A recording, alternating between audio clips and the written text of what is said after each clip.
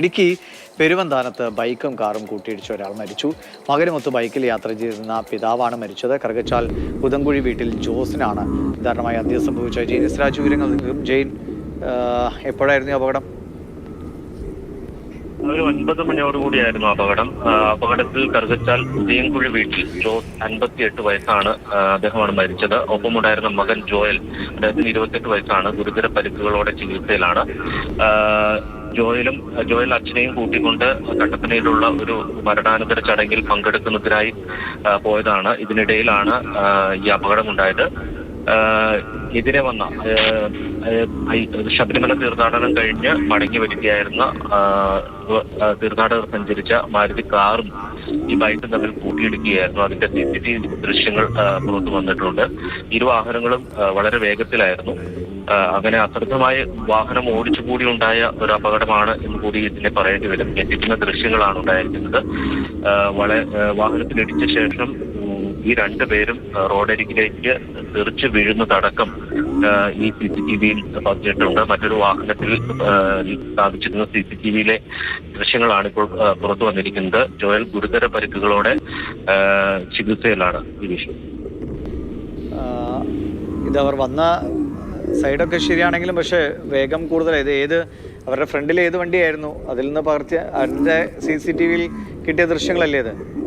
തീർച്ചയായിട്ടും ഇവരുടെ മുന്നിൽ വന്നിരുന്ന ഈ ബൈക്കിന്റെ മുന്നിൽ വന്നിരുന്നത് ഒരു ബസ്സാണ് എന്നാണ് മനസ്സിലാക്കുന്നത്. അതിൽ സ്ഥാപിച്ചിരുന്ന CCTV ദൃശ്യങ്ങളിൽ നിന്നുള്ള ദൃശ്യങ്ങളാണ് പുറത്തു വന്നിരിക്കുന്നത്. ബൈക്ക് നമുക്കറിയാം വെള്ളവരയുടെ ഏതാണ്ട് അല്പം ചേർന്നാണ് പോന്നിരിക്കുന്നത്. തീർത്ഥാടകർ സഞ്ചരിച്ചിരുന്ന വാഹനവും ആ വെള്ളവരയോട് വളരെ ചേർന്ന്, അതായത് മധ്യത്തിലൂടെ വെച്ചിരിക്കുന്ന ആ വെള്ളവരയോട് ചേർന്നാണ് ഈ വാഹനങ്ങളും വന്നത്. ഒരു വളവ് തിരിഞ്ഞുകൂടി വരുകയായതുകൊണ്ട് തന്നെയാണ് പെട്ടെന്ന് അപകടമുണ്ടായത്. ഒരു സാധാരണ ഈ മലയോര പാതയിലൂടെ സഞ്ചരിക്കുമ്പോൾ സ്വീകരിക്കുന്നതിനേക്കാൾ കൂടുതൽ വേഗം ഈ രണ്ട് വാഹനങ്ങൾക്കും ഉണ്ടായിരുന്നു. ഒരുപക്ഷെ പരിചയക്കുറവ്, തമിഴ്നാട്ടിൽ നിന്നുള്ള തീർത്ഥാടകരായതുകൊണ്ട് തന്നെ അവർക്കും ഇക്കാര്യത്തിൽ പരിചയക്കുറവ് ഉണ്ടായിരുന്നിരിക്കണം. അതാണ് ഈ അപകടത്തിലേക്ക് നയിച്ചത് എന്നുള്ളതാണ് മനസ്സിലാക്കുന്നത്. പക്ഷെ എന്തായാലും വാഹനം നിർത്തിയോ?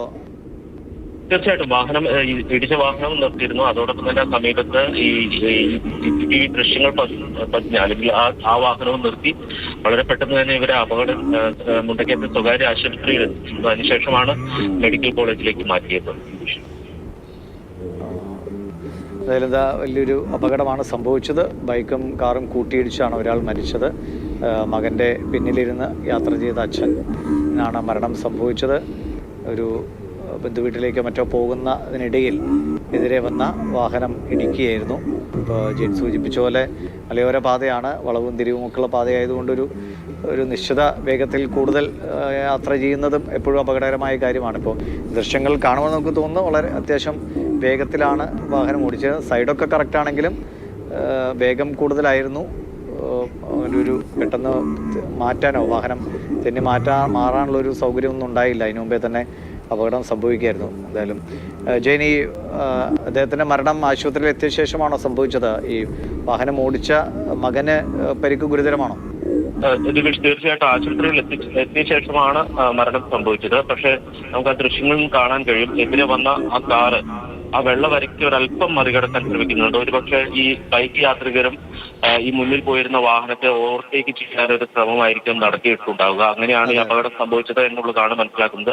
ഈ രണ്ട് വാഹനങ്ങളും അല്പം ആ വെള്ളവരയോട് വളരെ ചേർന്ന്, ഈ കാറ് നമുക്കറിയാം വെള്ളവരയുടെ മറികടന്നാണ് ഈ ബൈക്കിൽ ഇടിച്ചിരിക്കുന്നത്. അതോടൊപ്പം തന്നെ ഈ ബൈക്ക് വന്നതും ആ വെള്ളവരയോട് ചേർന്നാണ്. ഒരു ഘട്ടത്തിൽ ആ വെള്ളവരയെ മറികടന്ന് ഒരുപക്ഷെ മുന്നിലുള്ള വാഹനത്തെ മറികടക്കാനുള്ള ഒരു ശ്രമമായിരിക്കും നടത്തിയിട്ടുണ്ടാവുക. അങ്ങനെയാണ് ഈ അപകടം ഉണ്ടായത് എന്നുള്ളതാണ് മനസ്സിലാക്കുന്നത്. സ്ഥിരം അപകടം നടക്കുന്ന ഒരു റോഡ് കൂടിയാണ്, മലയോര പാതയാണ്, തിരിവും വളവും ഉള്ള ഒരു പാതയാണ്. പ്രത്യേകിച്ചും ഫ്രണ്ടിൽ പോയതൊരു ബസ്സൊക്കെ ആണെങ്കിൽ ഓപ്പോസിറ്റ് വരുന്ന വണ്ടികളെ നമുക്ക് പെട്ടെന്ന് കാണാൻ കഴിയില്ല. അപ്പോൾ ഓവർടേക്ക് ചെയ്യാനുള്ള ഒരു വ്യഗ്രതയിൽ വാഹനം എടുക്കുകയും പെട്ടെന്ന് ഓപ്പോസിറ്റ് വണ്ടി വരികയും ചെയ്താൽ പിന്നെ പിടിച്ചാൽ കിട്ടില്ല.